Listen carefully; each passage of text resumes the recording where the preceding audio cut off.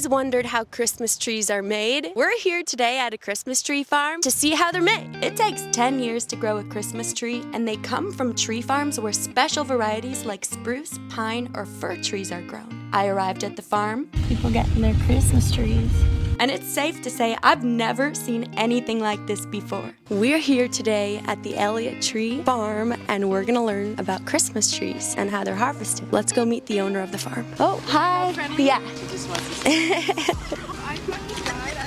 So cute. Bye. There's the owner. Yes. Nice to meet you. How are you? Great. Welcome to the farm. Thank you. He took us on a little tour, and I was pretty shocked at what he had to tell me. Probably not a good idea to wear white shoes. We've got the freshest trees available. We offer a cut your own or fresh cut trees. All of our fresh cut trees are under our 1850 barn, under the stone wall, so they really stay fresh. How long does it take for them to grow? It takes about 10 years to grow a Christmas tree. So you're growing how many of them? For every tree that's cut, we plant 2 or 3 because growing is difficult these days with the droughts we've got. And not every tree becomes a Christmas tree. They have to be pruned, and some people might not like the way that one looks. So we're on the trail of the Christmas trees. They all look really big. You can come here with your own saw, and then you get a little tree sled. You cut your tree down and you put it on the sled. It takes 10 years to grow. So for every tree that's cut down, they plant 2 to 3 more trees. I guess that's how they upkeep it. Down here, you can see all the Christmas trees. I was also curious if the farm does anything to prevent the mantis bug egg sacs from infiltrating the trees, and they're in people's homes. This is what Derek had to tell me. Do you do anything for the mantis bugs or the egg sacs that could be on the trees? We haven't had an issue with it, so. Oh wow, probably because of the weather here, but I know in other areas, some people have mantis eggs on the trees, and they end up with them in their house. It's never been an issue here. Just thought I would ask if Thank there's you. any pest control. No. So you just grow the trees? We grow the trees. That's one right here. We prune them, we shear them, and then we create an experience. It's not just about getting the tree, it's getting the tree, it's hanging out, it's going to the fire, it's going to the canteen for a smash burger and a hot chocolate. It's going to the barn, it's buying our maple syrup, walking the trails. It's like apple picking where you come and you pick your tree, you take it home. This is a big trail, so it makes sense that they have so many trees and they plant so many trees. I think we're about to come up on the little cute Christmas trees. This is so cool. Behind me, I have all of the Christmas trees, and you can see they're babies, so these ones aren't technically ready, but the ones down there are. Look at this one. Do you think they grow anything else, like vegetables? This is a tree that somebody already cut down. You can see there's a few saws. I guess you take the saw and you go choose your tree. Cool. Looks like somebody chose a good one. It's insane how this whole process works and the logistics gone into actually getting these trees from the farm to your doorstep. Hey, buddy. I want to see how they pack their trees for people to take home. So this is how they pack their trees. They put the red wire over it. Then they tie it with some other rope, and then you take it home. These over here are the machines where they wrap it up in the red wire. See what? I'm putting the baby sweater on.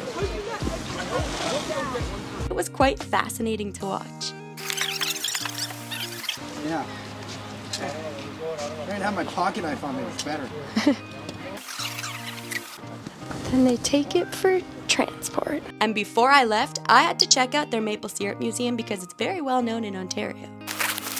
This is the Maple Syrup Museum of Ontario. Let's go take a look. Apparently it's one of the best that we have here.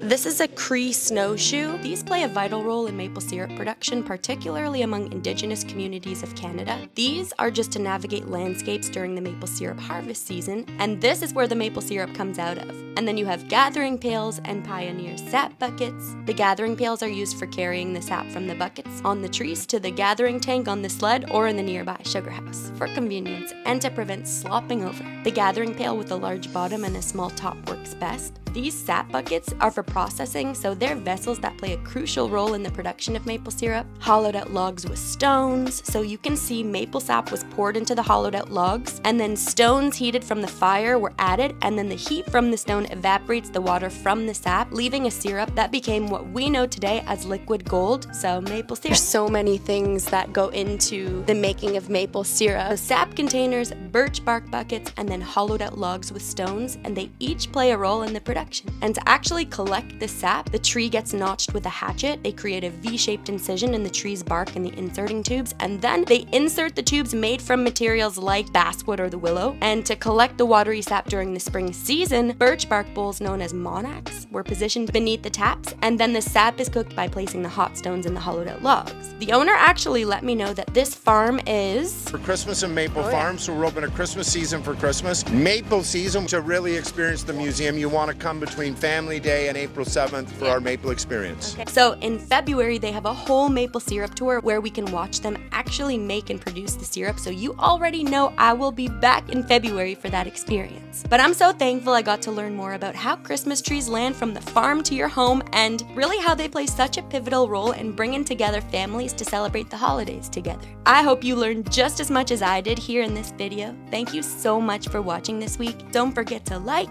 comment, follow, subscribe, know that I love you. And remember that on this channel, we take the seeds from inside exotic fruits and grow them into full-blown houseplants that fruit. But today we learned how Christmas trees are made. Thank you again so much for watching. I'll see you next week.